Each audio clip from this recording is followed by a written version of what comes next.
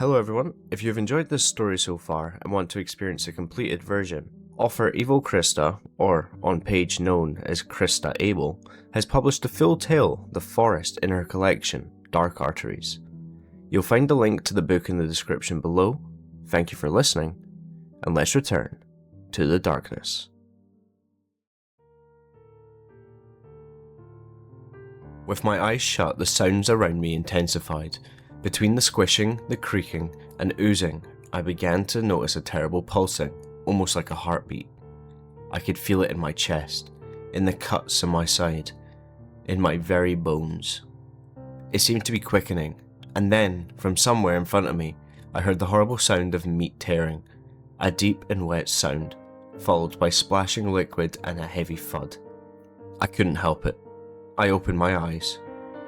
There, lying on the ground just in front of that damn wall of trees, and just under one of those disgusting sacks, now limp and split in half, was a fat, pale, white thing. It writhed on the ground. I could see a long whip-like tail with a crowbar on the end, far too many legs, and a skull that was shiny and chitinous looking. It had multiple eyes like a spider, deep red and glowing. It had mandibles, reminiscent of a serrated beak, with two long ebony pincers on each side. It managed to flip itself onto its stomach, getting that multitude of legs underneath it, and the front part of it rose up. A vision of a grub drifted through my mind as the thing rose higher and higher until I realised that it was fucking huge. Those wicked pincers were now directly in line with my face. I looked into its eyes and saw a whirling crimson madness contained within, an intelligence that the goblins simply did not possess. Its pincers began to snap open and closed. I could feel something in my mind, like there was something slithering around in my memories, and then that terrible beak opened, and it spoke. Help me. I hadn't heard my mother's voice in over 20 years.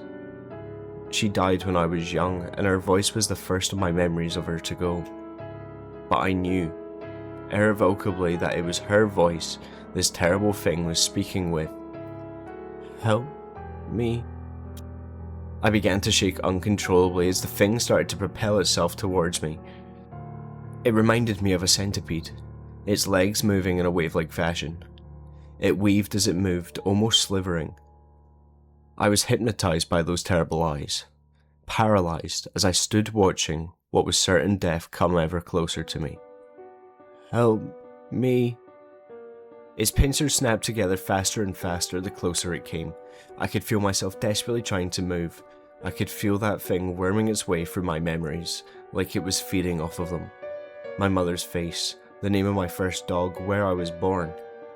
Flashes of them shooting through my brain like lightning before they were gone, consumed. And that thing just kept coming closer. 15 feet, then 10, then 5. It paused at the sound of more meat tearing, of liquid splattering the dull thuds as more of its kind were birthed. In my forest. In that moment, the 1 second its attention was shifted, I felt my mind break into two parts. The first part was the part that knew, without the shadow of a doubt, that I was going to destroy every last vile creature in this cursed swamp. The second part held all of my fear, my memories, my pain. I pictured a wall in my mind, made of thick black glass, impossible to get over, impenetrable, unbreakable. On one side was rage and death, on the other, fear and food. I could feel that thing's hold over my body fade. It was still here, inside of my mind, slithering around, feeding. Yet it didn't seem to notice the wall, or that I had taken control of myself back. My hand gripped the handle of the axe tighter as it moved closer.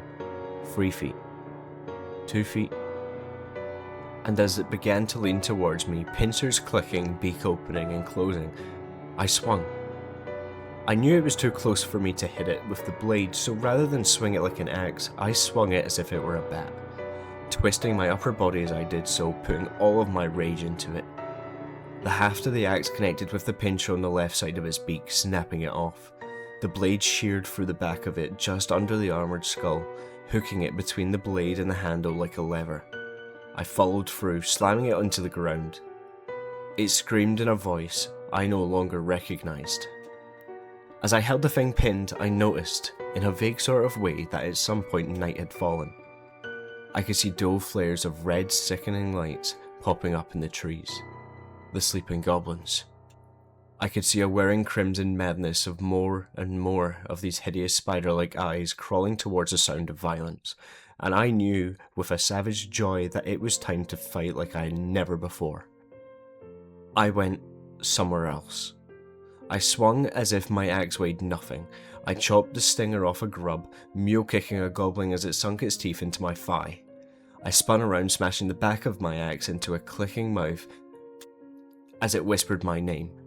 I hacked the head off a goblin as it lay squealing on the ground. I stomped on a carapace and grinned as it crunched under my boot. I buried my axe into the middle of a segmented body, pinning it. I let go of the axe, grabbed the pincers and pulled, roaring as I ripped an insectoid face in half. I grabbed my axe, yanking it out of the still twitching form as I leapt over the heap of bodies around me. I charged forward, deeper into the woods, moving, always moving. I had my way towards a deep sickness I could feel inside of me, a constant sense of wrong that lay in what I knew was the heart of the forest. I hissed a breath out as claws slashed down my calf. I backhanded the goblin, following through with a mighty chop directly to the middle of its face. I kicked the body away from me and stumbled as I turned. I was bleeding. I could feel the thick warmth of my blood as it oozed from me, as if it were already half coagulated. I was covered in it. I looked up as I steadied myself and saw it. An unnatural clearing just a few yards from me. The trees cut off abruptly in a perfect circle. A circle of unlife. I saw no grass, no plants, just deep, red, hard-packed earth, as if a piece of somewhere else had manifested right here. I could feel it. Something so totally foreign and alien. I was having a hard time processing it. And it felt like death. Like looking into a place between shadows. It was liminal. I limped towards it. I knew that whatever was in the center of that place was the thing I had come here to destroy.